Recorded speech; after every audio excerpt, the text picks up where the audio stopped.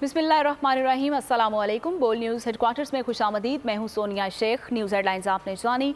Bulletin का आगाज़ करेंगे और आगाज़ पर सबसे पहले आपको बताएंगे कि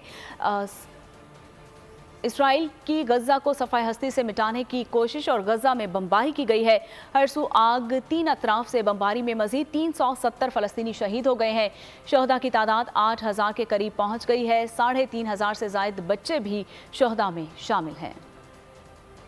इसराइल की बमबारी ने गज़ा का चमन उजाड़ दिया और इसराइली वज़ीर आज़म की वहशी सोच खुलकर सामने आ गई है। नेतन्याहू बोले कि हमास की कैद में इसराइलियों को वापस लाने के लिए जो भी हुआ वो करेंगे।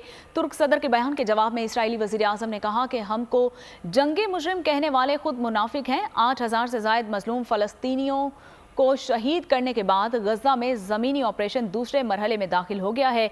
इसराइली फ़ौज के सरबराह बोले कि दुश्मनों को तबाह करने के अलावा और कोई रास्ता नहीं है।